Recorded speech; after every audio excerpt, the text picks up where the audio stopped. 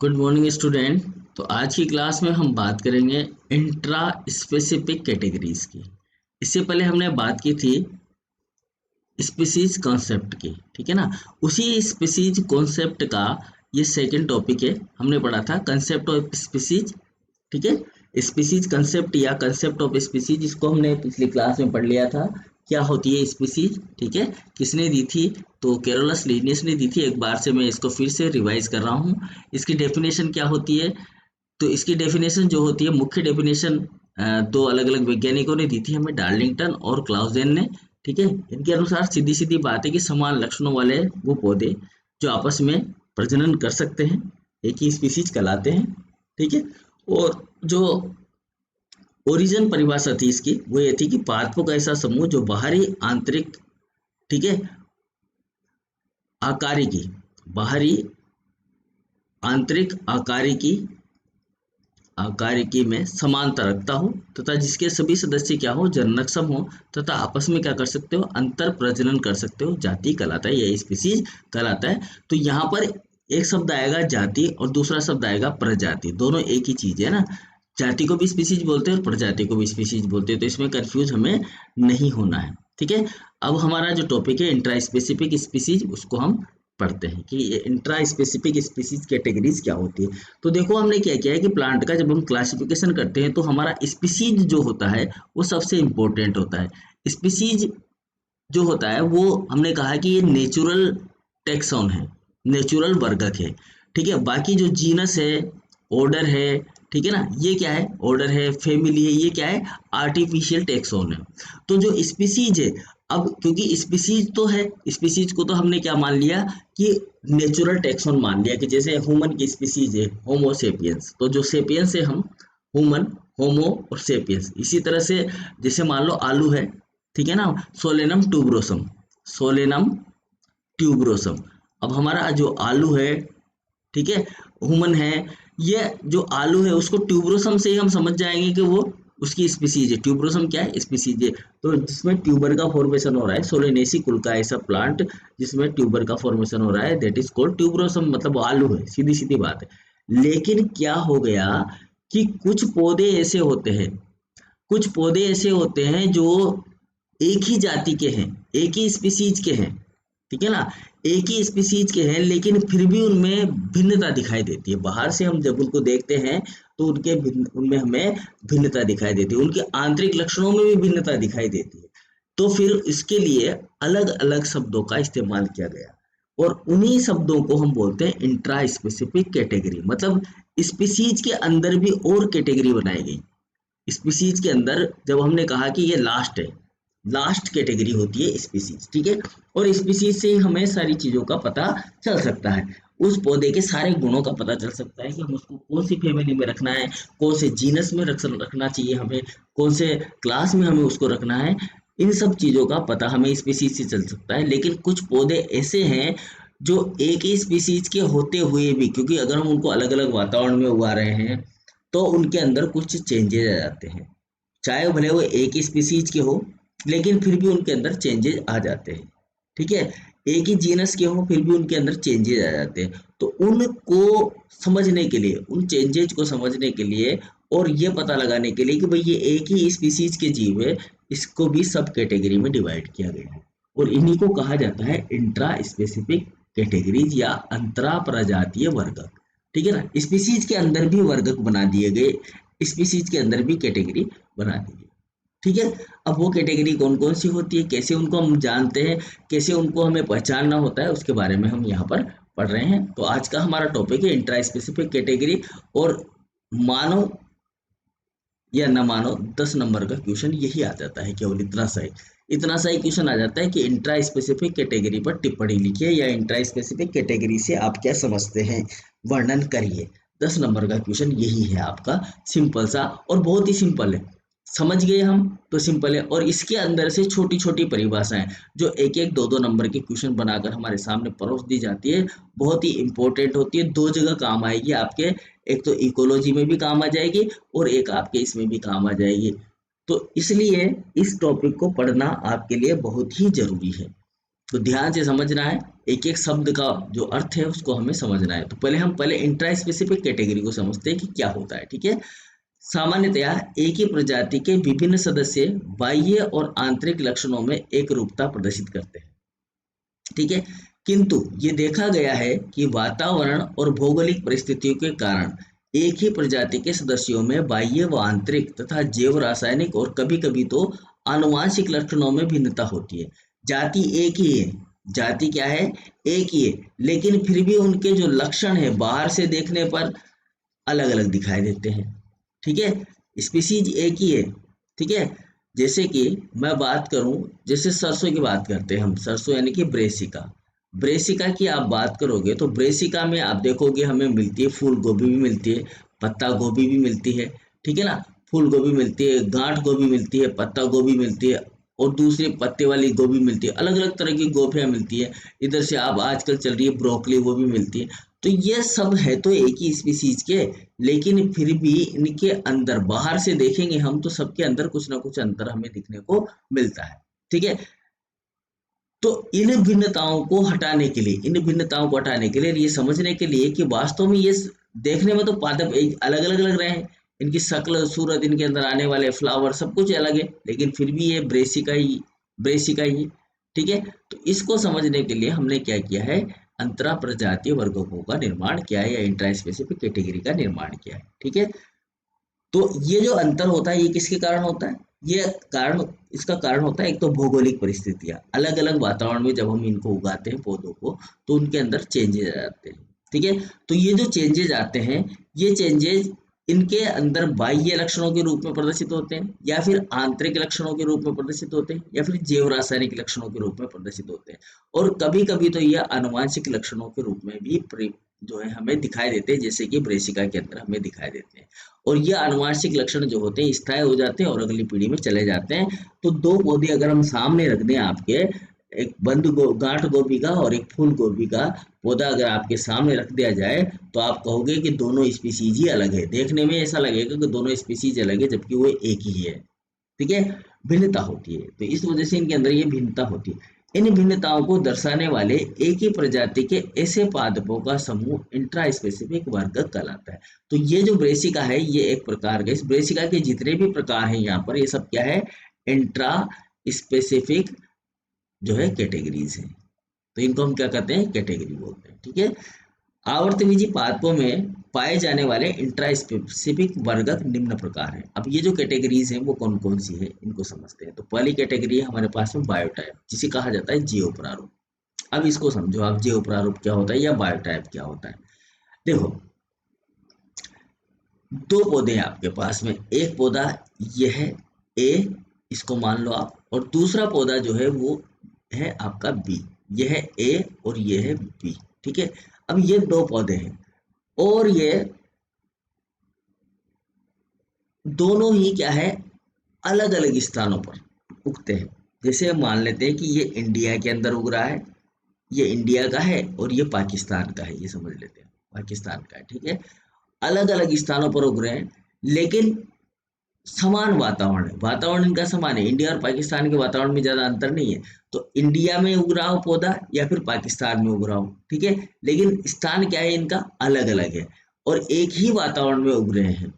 ठीक है, लेकिन ये आनुवांशिक रूप से तो समान होंगे, आनुवांशिक रूप में तो समान होंगे। जैसे कि मान लो ये इंडिया में उगने वाला पालक है और ये पाकिस्तान में उगने वाला पालक है। समझ में आए बात।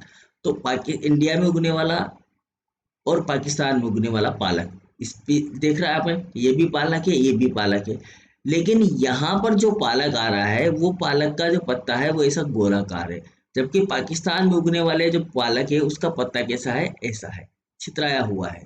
ठीक है, जिसको आप देसी या विदेशी पालक भी बोल सकते हो। तो इसको हम देसी पालक बोल दें और इसको क्या बोल दें, विदेशी पालक, क्योंकि दूसरी जगह पर उग रहा है तो पालक ही, दोनों ही स्पिंच है, दोनों ही पालक है, लेकिन दोनों ही पालक के पौधों के अंदर क्या क्या अंतर है, इनकी आकारिकी में अंतर है। ठीक है, इनकी आकारिकी में, इनकी शारीरिकी में, इनकी एनाटोमी में अंतर मिलता है, लेकिन आनुवांशिक रूप से ये दोनों समान है। आनुवांशिकी इनकी दोनों की सेम है, जेनेटिक जो है इनका दोनों का सेम है। तो ऐसी जो स्थिति बनती है, ऐसी जो स्पीसीज होती है वो क्या कहलाती है, बायोटाइप कहलाती है। ये दोनों जो है एक दूसरे के बायोटाइप कहलाएंगे। क्या कहलाएंगे, बायोटाइप। ठीक है, समझ में आया बात। यानी कि इंडिया के अंदर उगने वाला पालक और विदेश में उगने वाला पालक दोनों क्या है, बायोटाइप है। लेकिन यहाँ पर शर्त क्या होती है बायोटाइप के बीच में, कि इनके स्थान तो क्या हो, अलग अलग हो, स्थान क्या हो, अलग अलग हो, लेकिन इनके जो वातावरण है वो कैसे हो, समान हो। स्थान अलग अलग हो लेकिन वातावरण कैसा हो, समान हो। ये चीज ध्यान रखनी है यहाँ पर, जो मैं अंडरलाइन करता हुआ जाऊंगा उस चीज को आपको ध्यान रखना है। देखो कैसे, प्राकृतिक रूप से एक ही या अलग अलग स्थानों पर समान वातावरण में, वातावरण कैसा हो यहाँ पर, समान हो। ठीक है, ये चाहे भले एक ही स्थान पर उग रहे हो, या एक ही स्थान का मतलब इंडिया में उग रहे हो, इंडिया में राजस्थान में या पंजाब में उग रहे हो, तो ये तो स्थान हम एक ही भी मान सकते हैं इसको। लेकिन वातावरण हमेशा कैसा रहना चाहिए, समान रहना चाहिए। तो समान वातावरण में पाए जाने वाले एक ही प्रजाति के पादप समूह जिनके सदस्य आनुवांशिक रूप से क्या हो, पूर्णतया समान हो, यानी कि इनकी जेनेटिक जो है वो कैसी हो, समान हो, परंतु आकारिकी व शारीरिक लक्षणों में क्या हो, भिन्न हो, वो क्या कहलाते हैं, बायोटाइप कहलाते हैं। तो यह चीज ध्यान दिमाग में रखने वाली जो चीज है वो क्या है, कि ये आनुवांशिक रूप से तो कैसे हो, समान हो, लेकिन आकारिकी और शारीरिकी में कैसे हो, भिन्न हो। जैसे कि दो पालक के पौधे अलग अलग शकल के हमें दिखाई दे रहे हैं, तो इनका आकार और इनकी एनाटोमी जो है वो अलग अलग है, लेकिन इनकी जेनेटिक सेम है। ठीक है, और एक ही वातावरण में उग रहे हैं, तो ये क्या कहलाएंगे, जैव प्रारूप कहलाएंगे या बायोटाइप कहलाएंगे। ठीक है, चलिए दूसरी जो कैटेगरी होती है वो होती है इकोटाइप। इंटर स्पेसिफिक कैटेगरी दूसरी क्या है, इकोटाइप। इसे कहा जाता है परिप्रारूप। ठीक है, अब इसमें क्या है, इसमें दो पौधे तो हैं हमारे पास, एक ही जाति के दो पौधे तो हैं, एक ही स्पीसीज के दो पौधे तो हैं, लेकिन इनमें भिन्नता क्या है, इनमें भिन्नता यह है कि ये अलग अलग वातावरण में उग रहे हैं। जैसे एक इंडिया में उग रहा है, इंडिया गर्म देश है, और एक अमेरिका में उग रहा है, यानी कि ये कौन सा देश है, ठंडा देश है। तो ये दो अलग अलग वातावरण में उगते हैं। ठीक है, लेकिन ये दोनों भी क्या करेंगे, अलग अलग वातावरण में उगते हुए भी ये एक दूसरे से भिन्नता प्रदर्शित करेंगे। और भिन्नता किसमें होगी, इसके आकारिकी में, आकारिकी, और किसमें, शारीरिकी या कार्यकी में जो है भिन्नता इसके अंदर हो, तो ये क्या कहलाते हैं, इको टाइप कहलाते हैं। ठीक है, अब ये पौधा तो एक ही है, ये भी वही बात करते हैं वापस से हम, पालक का पौधा है, और ये भी किसका पौधा है, पालक का पौधा या बैंगन का पौधा मान लो।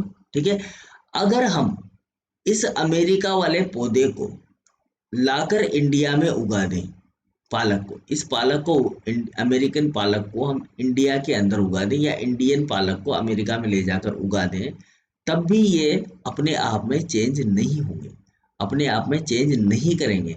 और जब ये अपने आप में चेंज नहीं होंगे तो इसका कारण क्या होगा, कि जो जीनेटिक है इनकी, वो दोनों की जीनेटिक अलग अलग हो गई है, और ये आनुवांशिक स्तर पर क्या हो गई है, स्थायी हो गई है। इसलिए इनको कहा जाता है echo type. Echo type, echo का मतलब जो है पर्यावरण, पर्यावरणीय प्रारूप है। ठीक है, इसलिए हम इसको क्या बोल रहे हैं, परिप्रारूप बोलते हैं। समझ में आया बात। चलिए अब देखते हैं इसको। एक ही पादप प्रजाति के वो सदस्य जो भिन्न भिन्न वातावरण में उगते हैं, भिन्न भिन्न वातावरण का मतलब है एक इंडिया में उग रहा है और दूसरा कहाँ उग रहा है, अमेरिका के अंदर उग रहा है। तो भिन्न भिन्न वातावरण में उगते हैं तथा एक दूसरे से बाह्य आकारिकी व कार्यकी लक्षणों में भिन्नता दर्शाते हैं। तो इसको जब हम बाहर से देखेंगे और इसको जब हम बाहर से देखेंगे तो दोनों के बीच में हमें अंतर नजर आएगा। तो ऐसा अंतर नजर आए और अलग अलग वातावरण में उगे और अलग अलग ही शक्लें हो इनकी, तो इसको हम क्या बोलते हैं, इको टाइप बोलते हैं। ठीक है, अब इको टाइप को आप ऐसे समझो कि आप इंडियन हो, ठीक है, एक इंडियन है, एक भारतीय है, और एक अमेरिकन या अफ्रीकन आदमी है। ठीक है, अब इंडियन आदमी और अमेरिकन आदमी है। अब आप अमेरिका के आदमी को इंडिया में ले भी आओगे तब भी उसके ऊपर कोई इफेक्ट नहीं पड़ेगा ना। तो हम दोनों क्या है, एक दूसरे के इको टाइप। स्पीसीज हमारी एक ही है, जितने भी मनुष्य हैं दुनिया के अंदर वो सब क्या है, वो सब सब एक ही स्पीसीज के होमोसेपियंस है, लेकिन फिर भी वो एक दूसरे से शकल, सूरत, आकार की, कार्य के लक्षणों में क्या है, भिन्न है। तो भिन्न होने की वजह से हम एक दूसरे के क्या है, इको टाइप है। क्या है भाई, इको टाइप है। समझ में आया। तो यदि इन्हें समान वातावरण में उगाया जाए तो भी इनमें भिन्नता स्थायी रूप से बनी रहती है, क्योंकि ये आनुवांशिक स्तर पर स्थिर हो जाती है। अब कोई भी अमेरिकन होगा तो उसकी जेनेटिक जो स्ट्रक्चर है वो वैसी ही रहेगी। ठीक है, तथा आने वाली पीढ़ियों में भी यह दृष्टिगोचर होती है। तो अगर वो अमेरिकन यहाँ आकर शादी भी करेगा, ठीक है, और यहाँ पर उसकी जो है संतति उत्पन्न भी होगी, तो वो संतति भी उस अमेरिकन के जैसी ही होगी। इसके चांसेस बहुत ज़्यादा रहेंगे। क्यों रहेंगे? क्योंकि उसकी जो जेनेटिक स्ट्रक्चर है वो स्थायी हो गई। तो इसी प्रकार से अगर हम अमेरिका के पालक को यहाँ लाकर भी उगाएंगे, तब भी वो हमें कुछ हद तक अमेरिकन पालक के जैसा ही यहाँ पर उगेगा। ठीक है, तो ये स्थायी हो जाता है, इसलिए हम कह सकते इनको क्या बोलते हैं? इको टाइप बोलते हैं। समझ में आया?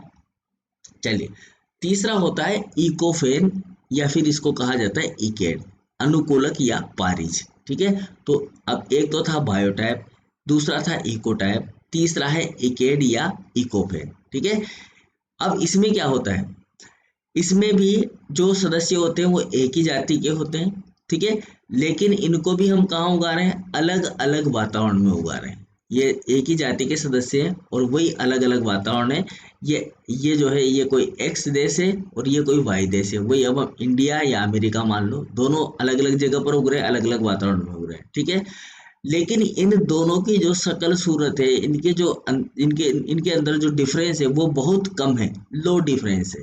ठीक है, लो डिफरेंस है इनकी शकल सूरत में। जैसे कि इंडिया में उगने वाली नीम और अमेरिका के अंदर उगने वाली नीम लगभग कैसी है? समान है। तो ये अलग अलग वातावरण में तो उग रहे हैं, लेकिन इनके अंदर जो लक्षण है, गुण है, उनमें बहुत ही कम अंतर है। तो ऐसी स्ट्रक्चर कहलाती है इकेड या इकोफेन। क्या कहलाती है? इकेड या इकोफेन कहलाती है। ठीक है, अब यदि अगर हम उस अमेरिकन या वाई स्थान पर उगने वाली नीम को वापस एक्स स्थान पर लाकर उगा दें, अभी तो वातावरण अलग अलग था, लेकिन अगर हम इसको यहाँ से इस एक्स स्थान पर लाकर उगा दें, तो इनमें दोनों में जो है लक्षण वो कैसे हो जाएंगे? समान हो जाएंगे, फिर ये एक जैसी हो जाएंगे। तो इन्हें कहा जाएगा इकेड। ये थोड़ा सा ध्यान रखना है यहाँ पर। ठीक है, तो ये क्या कहलाएंगे? आपके इकेड कहलाएंगे। ठीक है जी, तो इन्हीं पादप प्रजातियों के, इन्हीं की जगह लिख देना किन्हीं। ठीक है, किसी पादप प्रजाति के वे सदस्य जो अलग अलग वातावरण में उगते हैं, वातावरण कैसा है इनका? अलग अलग है, तथा लक्षणों में बहुत ही कम अंतर प्रदर्शित करते हैं। इनके जो लक्षण होंगे वो कैसे होंगे? समान होंगे, कम अंतर होता है इनके अंदर, तो वो क्या कहलाते हैं? इकोफेन या इकेड कहलाते हैं। और यदि इन्हें समान वातावरण में उगाया जाए, इन्हें किस में उगाया जाए? समान वातावरण में उगाया जाए, तो ये समान लक्षण प्रदर्शित करते हैं। समान वातावरण में उगा देंगे तो समान लक्षण प्रदर्शित करने लग जाएंगे।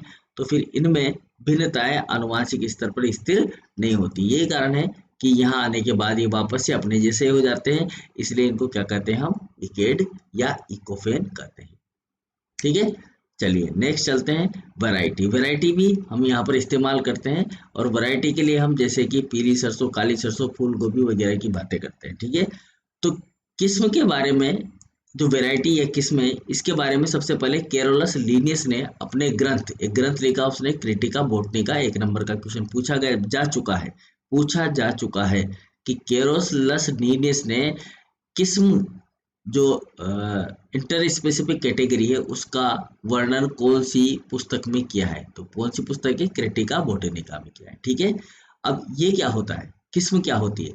तो एक ही प्रजाति में उत्पन्न पादप समूह, एक ही प्रजाति में उत्पन्न पादप समूह है, एक ही प्रजाति है इनकी, जो बाह्य लक्षण प्रारूप यानी कि फिनोटाइप में भिन्नता प्रदर्शित करते हैं। बाहर से देखने पर वो अलग अलग दिखाई देते हैं। ठीक है, और इनमें जो विभेदन होता है, इनमें जो डिफरेंस होता है, वो आनुवांशिक स्तर पर निर्धारित होता है, यानी कि आनुवांशिक स्तर पर भी वो स्थायी होता है। इन्हें कहा जाता है वेराइटी। तो अलग अलग वेराइटी होती है। ठीक है ना, जैसे आप गए जर्सी लेने, बोलते क्या और वेराइटी दिखा, और वेराइटी दिखा, है तो जर्सी, वो है तो वो एक ही स्पीसीज, लेकिन आप क्या करते हो? उसको बोलते हो और वेराइटी दिखा, और वेराइटी दिखा। तो वो अलग अलग देखने में क्या दिखती है? हमें अलग अलग दिखाई देती है। उनके जो लक्षण प्रारूप होते हैं वो अलग अलग होते हैं।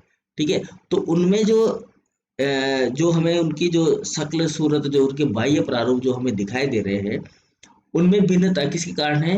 कि वो भिन्नता उनके आनुवांशिक स्तर पर क्या हो गई है? स्थायी हो गई, इसलिए वो अलग अलग वेराइटी में कन्वर्ट हो गए हैं। तो कहने का मतलब चीजें तो सारी सेम सेम सी है, लेकिन कुछ कुछ इनमें अंतर है। ठीक है, तो इसके लिए आईसीबीएन ने जो है एक प्रणाली निकाली थी, उसी प्रणाली के आधार पर किस्म नाम जो है यहाँ पर दिया गया है।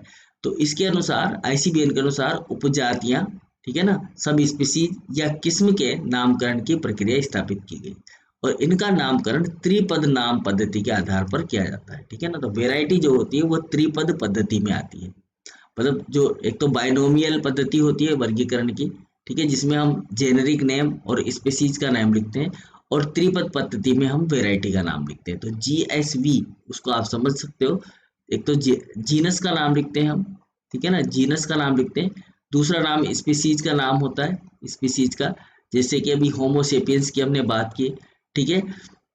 जैसे यहाँ पर हम ब्रेसिका की बात करते हैं, ब्रेसिका पीली सरसों, तो ब्रेसिका कंपेस्ट्रिस वेराइटी सरसों।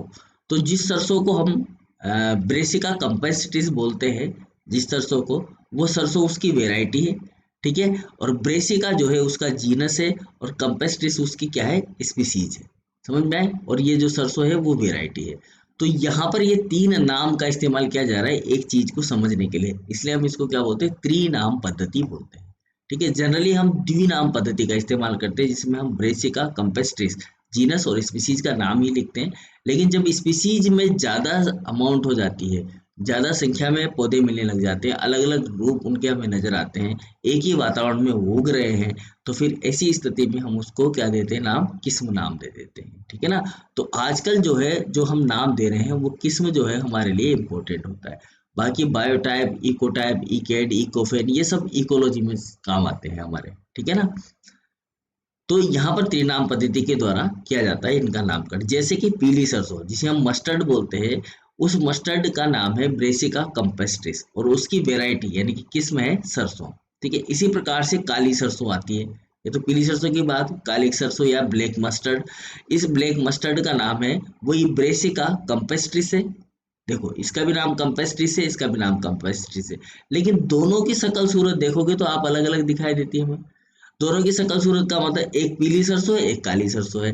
अब पीली सरसों और काली सरसों में अंतर आता है देखने में, तो इसलिए इसकी जो वेराइटी है वो क्या होगी, डिक्टोमा होगी।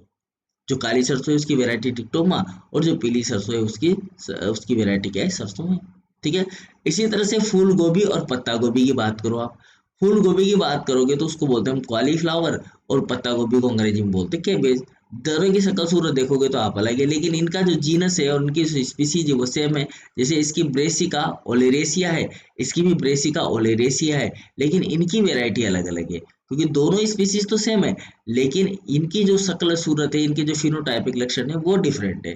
तो इनकी जो वेराइटी है, जैसे फूल गोभी की वेराइटी है बोट्राइटिस, और जो पत्ता गोभी की है वो है कैपिटेटा, ठीक है। तो इसको हम बोलते हैं वेराइटी। इसके अलावा भी अन्य प्रकार के जो है शब्दों का इस्तेमाल किया जाता है इंट्रा स्पेसिफिक कैटेगरीज के अंदर, ठीक है। तो वो क्या होते हैं, वो होते हैं फॉर्म, कल्टीवेटर प्लांट के लिए क्लाइंस, ये सब इसमें इस्तेमाल किए जाते हैं, ठीक है। तो प्लांट टेक्सोनोमी में पादप नामकरण के अंतर्गत उपरोक्त वर्गों के अतिरिक्त कुछ अन्य पदों का भी गठन किया गया है, जिनकी सहायता से अनेक प्रकार के अंतरजातीय प्रभेदों को अभिव्यक्त किया जाता है, ठीक है ना। और भी पद बनाए गए हैं। इन वर्गों की स्थापना पूर्ण रूप से स्पष्ट नहीं है ना, अभी तक इनकी स्थापना स्पष्ट नहीं है, क्योंकि इनका उपयोग अनेक वैज्ञानिकों द्वारा किया गया है, लेकिन स्थापना नहीं हुई है अभी तक इनकी, और क्लासिफिकेशन में इनको ज्यादा महत्व नहीं दिया जाता है, ठीक है। और अनेक वैज्ञानिकों ने ऐसे शब्दों का इस्तेमाल किया है, तो वो शब्द कौन कौन से हैं, वो शब्द है फॉर्म या प्रारूप। और ये जो फॉर्म शब्द है हम ज्यादातर इस्तेमाल किसके अंदर करते हैं, इसको हम ज्यादातर इस्तेमाल जो सूक्ष्म जीव होते हैं, हमारे जो बैक्टीरिया होते हैं उसमें करते हैं, ठीक है ना। और जो सब्जियां होती हैं उनमें हम वेराइटी का इस्तेमाल करते हैं, जो हमारे खाने पीने की जो सामग्री होती है उनमें ज्यादातर हम वेराइटी का इस्तेमाल करते हैं। और जो ये फॉर्म जो शब्द होता है ये ज्यादातर बैक्टीरिया के क्लासिफिकेशन में काम लिया जाता है, मोनेरा वर्ग में जितने भी आते हैं। क्योंकि देखो इकोलाई की जो स्ट्रेन होती है, स्ट्रेन भी होती है, कि स्ट्रेन शब्द का भी इस्तेमाल किया जाता है। आप आजकल ज्यादा सुन रहे होंगे इस शब्द को, स्ट्रेन शब्द को सुन रहे होंगे, जो वायरस के लिए इस्तेमाल किया जा रहा है। हमारे कोरोना का जो वायरस है कोविड-19, अभी आपने सुना होगा कि ब्रिटेन के अंदर एक नया स्ट्रेन मिला है, ब्रिटेन के अंदर नया स्ट्रेन मिला है, और नया स्ट्रेन किसका है, इस वायरस का स्ट्रेन है, ठीक है। जो कोविड-19 है इस वायरस का नया स्ट्रेन मिला है, तो नया स्ट्रेन मिला है, वायरस तो कोविड-19 है, ठीक है ना। जो कोविड-19 है वो पूरा उसका नाम है, और उस नाम के साथ में नया जो स्ट्रेन मिला है वो जोड़ रहे हैं हम, ठीक है ना। जो नया स्ट्रेन मिला है वो हमने जोड़ दिया उसके अंदर, क्योंकि पहले जो स्ट्रेन था, पहले जो वेराइटी थी, या पहले जो फॉर्म थी इस कोविड 19 की, वो अलग थी। अब जो दूसरी फॉर्म आई है वो आनुवांशिक रूप से अलग प्रकार की है, तो उसको हम यहाँ पर क्या नाम दे रहे हैं, स्ट्रेन नाम दे रहे हैं। तो यहाँ स्ट्रेन बोल सकते हैं, इसको फॉर्म बोल सकते हैं, क्लाइन बोल सकते हैं, ठीक है। और जो क्लाइन शब्द इस्तेमाल करते हैं हम, वो किसके लिए यूज करते हैं, जो हमारी कृषि में काम आने वाली जो जातियां होती है उनके लिए हम क्लाइंट्स का इस्तेमाल करते हैं, ठीक है ना। जबकि फॉर्म जो होता है वो हम किसके लिए इस्तेमाल करते हैं, बैक्टीरिया, वायरस, फंजाई, इनके लिए इस्तेमाल करते हैं। तो अलग अलग शब्दों का इस्तेमाल आजकल किया जा रहा है क्लासिफिकेशन में। तो ऐसा फिक्स नहीं है, आगे भी ये नाम बदलते रहेंगे, क्योंकि जैसे जैसे स्पीसीज डाइवर्सिटी बढ़ती जाएगी, स्पीसीज के अंदर डाइवर्सिटी बढ़ती जाएगी, ये नाम भी बढ़ते चले जाएंगे और इनके अर्थ भी व्यापक होते चले जाएंगे। तो आज का टॉपिक इतना ही था हमारा। आज हमने बात की है इंट्रा स्पेसिफिक कैटेगरी की, अंतर जातीय प्रभेदों की, ठीक है। अंतर प्रजातीय प्रभेद या अंतर जातीय प्रभेदों के बारे में बात की है, कि जो आपकी स्पीसीज होती है उसको आप कैसे डिवाइड कर सकते हो और भी आगे, ठीक है। अब नेक्स्ट क्लास में हम आगे बात करेंगे इसी चैप्टर के अंदर नामकरण की, कि जो नामकरण होता है वो क्या होता है। उससे पहले हम बात करेंगे कंसेप्ट, जो है जीनस का कंसेप्ट वो कैसे आया, क्या होता है, ठीक है, जीनस का कंसेप्ट। उसके बाद फिर हम नोमेनक्लेचर पर आएंगे, ठीक है। तब तक के लिए good bye, thank you very much.